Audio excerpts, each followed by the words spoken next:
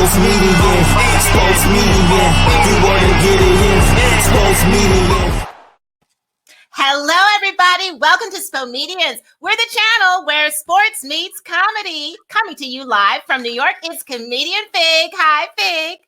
Hey, darling. And coming to you live from LA, it's Mark Howard, and he will be here shortly. I am Daryl Ann Wright. I'm your host, coming to you live from Cincinnati, Ohio. Oh, man. How's it going, Fig? How's it going with you? I'm doing good. It is going lovely. Yes, that's great. You know, I've been thinking about, Brooklyn, and, they must be dancing in the streets, right now. Hey, listen, they seem, oh man, how should I say? I'm trying to keep it clean. Let's just say Brooklyn is very happy right now to have Kyrie, Irving, and Kevin Durant on the roster. Not exactly on the team, but they got both of them on the roster. Because they both are not going to play next year. That's right. That's a lot of money on the table, too. For some players that are not going to play right away. Hey. Let me tell you something. That's a whole lot of gambling. They should have moved that team to Vegas. That's a whole lot of gambling. They are gambling. That's the truth. Kyrie Irving is injury prone. Yeah, KD is definitely not going to play for a year. And I don't know how long it takes for an Achilles to repair itself. A lot of stretching, a lot of, pain, working through that. I mean, best of luck to him. He's going to be okay. He has the best surgeons and all of that stuff, but. He did. Now, Daryl, it takes for an NBA player about a year, and it's no guarantee that he's going to come back 100% healthy. So Brooklyn did gamble. They did take a big gamble. Yeah, absolutely. They did. They did, and let's hope that it pays off. Okay, let's go to our topic. All right, so our NBA. Yeah, our topic question. Let's go to that. The NBA free agency. This year's crop of free agents is very deep and top tier. First big move was anticipated with Kevin Durant and Boston Celtics. Kyrie Irving joining up in New York, but they surprised everybody by going to the borough of Brooklyn to play for the Nets. What do you think about that?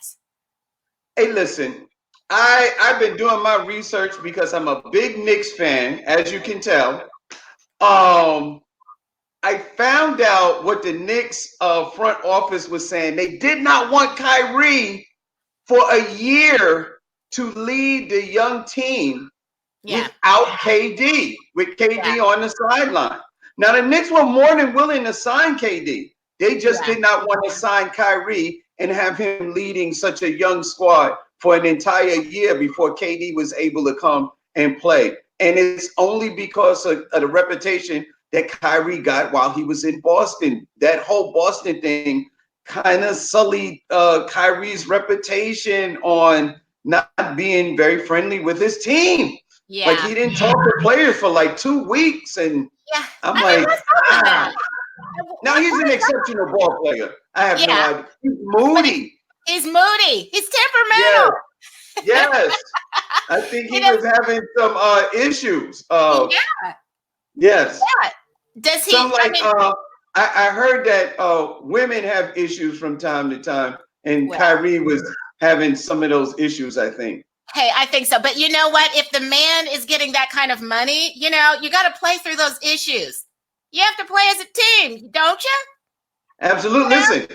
Listen, if you don't talk to your teammates and you don't have camaraderie, then when you get on the court, it is not going to look good, which it didn't. Yeah. They did not look good. They looked like they were playing like a team that really did not like each other. Yeah. They had no chemistry. Yeah. No chemistry on the court. No chemistry in the locker room. No chemistry on the court. And what do you do with that? You don't nothing. have It's like a marriage. If you treat your wife horrible all day long, you can't expect her to be nice to you when the lights go out. Yes, true. Well, there's that. You know what, Fig? I'm waiting on Mark. I've got word that Mark is coming. I don't know what's going on in LA, but he's on his way. He must be brushing the sand off of himself. He must have went out to the beach today. Yeah, I don't know, but we're going to keep it moving. We'll keep it moving, and he'll have to catch up. All right, so I our feature. All right. We've got, in reaction to Kevin Durant's departure from Golden State, the Warriors they traded Andre Igoudala, to the Memphis Grizzlies, all right, for basically expiring a non-guaranteed contract. It cleared the salary cap for the Grizzlies, but in light of Andre Iguodala's comments on the Breakfast Club, where he revealed that the Warriors, their medical staff gave him a false diagnosis, and he essentially threw the organization under the bus. So, did he retaliate? I mean, what was that? I mean, what is he just being honest? Abe, what's going on? Listen, sometimes when you're selling items, you have the tendency to say things. Iguodala is selling his book. And we all know that in this country, controversy sells. Yeah. And he stirred up a lot of controversy and sort of threw the Warriors up under the bus, at least their medical staff, and said a lot of things that didn't look so good. It didn't sound good. And I think that maybe, Iguodala's 35, sort of injury prone. It may have been a combination of the two. Maybe the Warriors wanted to get rid of Iguodala, and the fact that he came out with all these negative things about their medical staff, maybe that was the door opening and allowed them to go ahead and get rid of him without any further controversy on them. That's the only thing I can think of. I mean, you can't talk bad about somebody and then expect them to stay in a relationship with you. Right. Talk about getting a pink slip, huh? So that pink slip wasn't so pink. You got to get out of here. Yeah, he's got to get out. So if you had like a dream team for the Knicks, if you had a dream team, who would you have taken from the free agents? Who would you have, even with injuries, who would you have for the Knicks? You know what?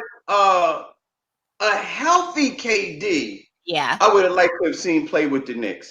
But you know what? I'm one of those fans that I really want to see. I want to see what the young players for the Knicks do. Now, look, since my Knicks were not in the playoffs and they didn't make the postseason, I was concentrating on the Golden State Warriors. The one thing that I do like about the Warriors is that the core of their staff or their players, they got through the draft. They got Steph Curry through the draft. They got Klay Thompson through the draft. They got Draymond Green through the draft. And then they added some veteran players and some key bench players to come in and play along with their core. And they were able to win a championship even without KD, before KD got there. As a matter of fact, they were able to beat the team that KD was on, which was OKC, before they even got him. So that's the team that I'm actually looking for. I would love to see my Knicks play just as they are with the young players that we got. And I would like to see KD join them. I don't mind Kyrie. Who I would have liked to have seen come with KD, a healthy KD, is a Kemba Walker. I would like to have seen it. Listen, they love point guards in New York. If you're a great point guard in New York, they love you. And we haven't had one for a long time. Yeah. Oh, man. All right. Let's go over to the news. All right. So in NCAA news, now, there were a lot of coaches. Some got hair, away by the hair of their chinny chin chin, so to say. But there's one, Lamont Evans, 41 years old.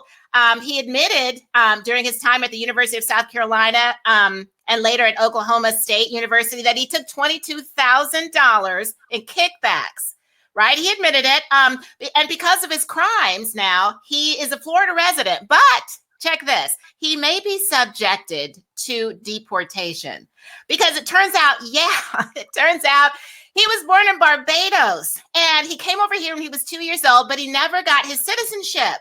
And so now, in light of his sentencing, he has to report by July the 26th.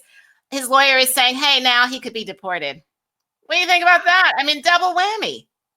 That's horrible. That's horrible. For $22,000, they're going to deport the man? They're going to deport the man. You know what? The Barbados is not a bad place to be deported to if you got to be deported. But for $22,000 and kickback, listen, I think the problem is the way the money is distributed in NCAA. I mean, it's like the coaches get all the money, the university gets all the money, the players, and they don't get anything. I mean, look, people like to say, "Oh, you're getting a quality education." Yeah. Okay, you're getting a quality education, but we all know that if it was just about education, you would not have gotten a scholarship in the first place. They want these kids to come play sports, basketball, football, whatever sport it is, make money for the organization, for the school, and the players get absolutely nothing. They don't even get the money from selling their own jerseys, which is popular. Like you just take Zion Williamson this last year at Duke. I mean, he was a phenomenon. I mean, the prices to get to see this kid play when he was in college was astronomical. Some of the prices for these games were more than they get for the NBA games, and this kid got absolutely nothing. The NCAA needs to find a way to compensate some of these superstar players to be able to make some kind of money, because a lot of them come from poor backgrounds. A lot of them are poor and they don't have money, and it just is unfair. Yeah, well, it's quickly on the next story. Rick Pitino, if you remember him, he wants to come back. He wants to coach for the NBA. Yeah, bring him on. But the problem with that was that he was dismissed from the University of Louisville in 2017. Right, there was all that scandal going on, and he was cleared of that. But they let him go anyway. The FBI did some sort of surveillance of his phone, found out that he knew nothing about the kickbacks.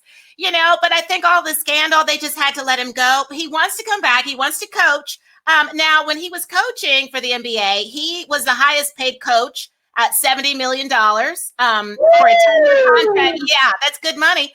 But he walked away and left $30 million on the table. So my question is, and we'll table that, should he come back to the NBA? Don't know about that. We have a guest. We have our guest here. Yes. Hello. What up, Big Sean, coming to us out of Detroit. HBO, Def Jam, BET Comic. Big Sean, Yes. Sean Larkins. Hello, Sean. What's up? What's up, Big Sean? Fig, are you in a alley, or do you got a fake brick in your house? What's going on there? That's my brick wall. This is I put this up for Mark because he's a fan of the Wizards, and they got John Wall, and all he does is shoot bricks. For every time John Wall shot a brick, I put it up there. Now I have a whole wall. I get it. I understand. Okay. Hey, Sean, who are your favorite three teams? Your top three? Who are they? That would be the Pistons, the Lions, and I guess I would say the Hawks. Okay. Yeah, I know. That's a wild sequence, ain't it? Yeah, man. You all over the country right now. No, okay. I'm born and raised in Detroit. And I spent the last 24 years in Atlanta. So I'm a Hawks fan. I'm a Hawks fan. Yeah. Yeah. That's not bad, man. That's not bad. Because Mark is from DC, and he's a Dallas Cowboy fan. I don't know how you got that together. I mean, it means you actually live in the places of the teams that you're a fan of. So that sort of makes sense to me. Dallas Cowboys are one of my three most hated. Which Pistons when did you start to love the Pistons? Was it the Bad Boy Pistons, or was it the Chauncey Billups and you got to understand, I've been a Pistons fan way before Isaiah Thomas, when John Long, Kelly Tripucka, Kent Benson played for the Pistons. Okay, don't like that. You ain't that old, man. You must have saw that on YouTube. Bro, I'm almost 50, bro. Don't let this smooth face fool you. I go way back. Yes, I go way back when the Pistons used to play at Cobo Hall downtown Detroit. I'm that Pistons fan. Lord. Okay, all right. Yeah. You got history. I got history. Yes, sir. So yeah, I go way back. Yes, ma'am. Hey, Sean, you're a staff writer for that CBS comedy show, The Neighborhood, right? Yeah, I was on the Neighborhood staff, right? Yes. So what's that like, man? What's it like writing for a TV show? That was my first experience, and to have the opportunity to go from nothing basically to CBS was that was amazing. You know, I didn't start out at I don't want to piss on no small time networks, but you know, I basically went to one of the big three, and so that was awesome. It was really a dream come true. The people I worked around have worked some everywhere. My boss was one of the head writers at Big Bang Theory for the last 7 years. So just some really experienced, great talents around there. And I get to work with Sid the Entertainer, Tashina Arnold, Beth Bears, and those kind of people every day. Yeah, that's amazing, man. Congratulations on that. Thank you, brother. Thank you, man. Yes, sir. That's big time. You know how it is from us comedians doing a lot of road work. Working the chitlin circuit, and then you hit a big job on CBS. You a star. All right, I'm still on the chitlin circuit. I'm still. You never. That road is always the first and foremost. That's my love. I love the road. Yes, sir. I mean, I'm cool at writing, but I'm still a beast on that stage. That's my thing. Yes, you are. Yeah. Yeah, so did you have like free reign to write, you know, the comedy that you wanted to write? Did you like the jokes or whatever you wanted to write? No. I got a lot of stuff rejected. A lot of stuff is rejected from me. Yes, I'm new on the block. I get a few things in, but I'm still learning. And like I would say, being funny comes natural to me. That's nothing. But you know, it's more to it than being funny. You have story arcs. You have to deal with character development. You have to deal with you don't want to sacrifice the storyline for one joke, that no matter how funny it may be. And you have to learn to, you know, as a comedian, I say what I want to say on stage, but this is a group effort, and you have to play for a team at this point. So it's no longer boxing. I play for a football team. You know what I mean? Yeah. Okay, and then too, you're on Off the Chainz, right? Well, that's a story that that's my own. That's yours. Right. Tell us about that. What is that? Okay, what's Off the Chainz? It's a story I'm actually trying to get on a network myself. So Off the Chainz is how I would describe it is it's a reality show on a slave plantation in the 1800s. Yeah. Okay. You talking about Chicken George? Yeah. So the slaves have confessionals. They talk to the camera. They only talk like slaves when white people are around. Other than that, they talk like we talking right now. It's hilarious. It's really crazy. Like my character was on Broadway, then I got stolen in 12 years a slave down to the South, and so I have a British accent the entire time. Well, give us something. Are you really trying to sell me for $2? I said I'm too hard for this. I studied at Cambridge, sir.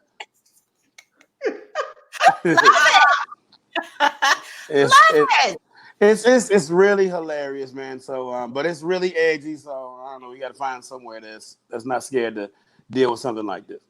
What you talking about, son? What you talking about? Oh my gosh, man. So you're trying to get it on a network. So how far into it are you? Do you have a lot of episodes you've already shot? And we have a pilot episode and I have a trailer. The entire thing was done actually. We don't even have a script. We improv the entire thing. I got some of the best improv actors from the Atlanta, Georgia area, and we just rehearsed stuff. Whatever we did in rehearsal, we saved that and we did it on film. We did it live on location, so it's amazing. That is amazing. Nice. Yeah. That is amazing. Good goodness. We're just gonna go ahead and put that out there. They need to get that out there. They need to get that out to somebody. Series out there. Would y'all watch it? Yeah. And I need to be on there too. Yeah. You a light-skinned slave. You a butler. Fig, give me your slave accent. What you talking about? I'm just Brian King, son. Ball sweet sick. Ball sweet sick. You're so funny. Oh man. So what you got coming up, Sean? Do you have shows coming up? Yeah, well, the show, I'm on hiatus right now. The show start back in August. Right now I'm on the road. I still tour with Cedric the Entertainer. We just left New Mexico. Yeah, we just left New Mexico last weekend, and we were in Florida the previous weekend. Wow. So I'm in where I got coming up? I'm in Virginia Beach in 2 weeks, and then to Miami the week after that. Oh wow! Yeah. All right, Beach, man. I'm sorry. What you doing in Virginia? What are you doing? The clubs, the Funny Bones, or what? Or theater? Yeah. In Virginia Beach, I'm doing the Virginia Beach Funny Bone. I'm doing the Lana Casino with Marvin Dixon, and that's going to be in Miami the following week. Beautiful, man. Yeah. Love the Funny Bones, man. Love the Funny Bones. Love the Funny Bones. If I can get more of them, if I can get some by myself, that'd be awesome. All right. Yes, sir. See how slave I am? Yes. What you talking about? What you talking about, Sean? You want me to dance? So I'll dance for you, sir. I'll be real funny for you, sir. Yes, I will. I'll do 30 minutes for you, sir. Uh-oh. There's Mark. Hey, Mark. I was powerful sorry I was late, y'all. You know, Massa, as good as he is, because I'm light skinned, I got to play the house nigga, bro. Massa, as good as he is them field hands out there that messed up when I was trying to change my internet ride, and they messed up when I went to change capable. You know them slaves want you back on that DSL. What you on dial up over there? Yeah. No, man, I switched up. I had to switch up with my stuff from my internet went haywire on me. Okay. So I've got the good stuff now, but I had to get all that done. But it caught me at the bad time, man. I'm sorry I missed you, Sean. There, thanks for filling in. But good luck on that, man. I was backstage a little bit. I heard about the idea for the reality show. That's a pretty good one. Yeah, that's nuts, man. Yeah, fantastic. Appreciate that. Good luck. Yeah. So I did a quick audition. Just remember, yes, Massa, we can do it. Sean, it was great to see you, man. Thank you so much for having me. All right, we will check you out on the circuit. All right, and we'll tear that stage up when you got there in Virginia Beach, boy. Hey man, your wall is sliding. For sure. Your brick wall is moving. You might want to adjust it. I hold this up here for Mark. Ain't it just like a Knicks fan to have fake bricks? And all the bricks that he put up in his career. You guys, because we live in this world, are you ready for this? Yeah. You guys are going to appreciate this. Okay, because we live in this world. All right, so there's this judge. Now, this is taking place in Brazil. All right, there's this judge who has ordered 2 twins to pay child support. Now, here's the deal. So according to the Huffington Post, in Brazil, one of the twins had a casual fling with this woman who later she gave birth to a baby girl. And the woman wasn't certain which twin was the dad. So the judge, Felipe Luis Peruca, ordered the brothers, identified as Fabrico and Fernando, to take DNA tests. So they did. Both DNA tests came back positive.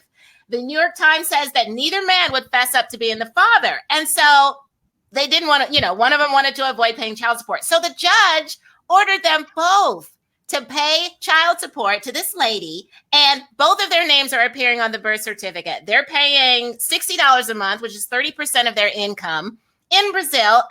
What do you think about that? Is the brother right or wrong for not coming through and saying it's me? What do you think, Fig? I'm not quite sure. Well, see, that's Brazil. It's another country. I'm not sure about the legalities of it. I thought the law, the whole thing about the law is it's better to let a guilty man go free than to have somebody innocent go to jail. So one of the brothers is clearly innocent because they both didn't impregnate her. So how are you going to make both brothers pay for one woman? Like, shouldn't she know which brother that she was having relations with? She should know, right? I mean, had she not ever met the other brother, don't they have any differences at all? I don't know. What do you think, Mark? Well, first off, I'm appalled because I'm paying 3 times as much as they would pay together combined. Okay, they paying $60 a piece. That's $120. I'm paying over $300 for each kid I got. Well, Mark, you got to remember, this is Brazil now. You know, things are really different in Brazil. Well, are they really different? Because that's what they earning in Brazil. I need to move to Brazil. That sounds like one of them kids you can buy for $1 for 35 cents a day. You can sponsor this kid, man. I mean, no, clearly they're twins and they could be identical twins, but their DNA is going to be different. So if both of them took it and they both came back the same, they're playing games. And both of them didn't take it. They had one of them take the same thing. So now the judges say, okay, it came back positive. One of you guys, but they're not saying which one it is. So guess what? You don't want to fest, and both you going to pay. So usually one of them goes to this, okay, it really ain't me, it's him. But they obviously want to pay for a child. One of them is going to pay for it and cover his brother for what it is. So they don't want dumb if they don't want to save $60 a month. I mean, apparently obviously $6 ain't nothing. So whatever. Yes, it is. In Brazil, $60 is a lot of money. $60 is a lot. It's a lot of money. All right, let's move on to the headline. Apparently not. Let's move on to the headline. Lastly, the NBA free agent moves. Not only did Kyrie Irving leave Boston, Al Horford, their next best player, he bolted for the city of brotherly love and agreed on a 4-year deal. $109 million to play for the 76ers. Does this make them the best team in the Eastern Conference? What do you think, Fig? You know what, Darlene? I'm not sure because now here's the thing. With the whole free agency thing, the one piece that we don't know anything about is one of the biggest pieces of the puzzle, which is Kawhi Leonard. We don't know what Kawhi Leonard is going to do. Now, if he goes back to Toronto, then I would say that Toronto would still be the favorites. But they was just one little bounce away from the 76ers, I'm talking about, was one basketball bounce away from beating Toronto or at least taking it to overtime. So they took him to 7 games. Al Horford is a really good player. I'm not quite sure all of the players that the 76ers lost, but I think they could be favorites with the one exception. If Kawhi goes back to Toronto, then I think Toronto would be the favorites again. All right, quickly, Mark, what do you think? See, this is the thing I say with Fig. You don't pay attention, don't know. You don't know who they lost. It's in the news. Jimmy Butler went to Miami, and JJ Redick is gone. He went to New Orleans. So the fact that they had Al Horford does put them in the front runner in my mind to win. I mean, Fig, come on, pay attention. It's in the news. What I'm look at that. Keep him right there in front of Fig. But the thing is that adding Al Horford, he gives them some maturity. He gives them a veteran presence. He's going to have some say-so in that locker room, and that may be the boost they need because right now Milwaukee lost Malcolm Brogdon. But what I am hearing, and this is what's been reported, Jalen Rose from ESPN reported that that is 99% certain that Kawhi is going to re-sign with the Raptors. So wow, we'll have to watch out for that. We'll have to watch out for that. And I want to say this one thing. I want to say this one thing, Fig. I want to say one because I know I've been late. I'm sorry about that. But I know what I missed, and that K didn't go to the Knicks. All I want to say is, well, guess what, guys? That's it. That's all the time we have. That's it. Well, KD ain't going to play for a year, so he ain't going to be doing either. Well, next week on Spomedians, we're here on Wednesday nights at 6 p.m. Pacific Time, 8 p.m. Central Time, 9 p.m. Eastern Standard Time. Like us on Facebook. Follow us on Instagram and Twitter at Spomedians. We're the Spomedians, where sports meets comedy. Good night. New York, Mark, Howard, Los Angeles, California. Sports media, sports media, you wanna get it in.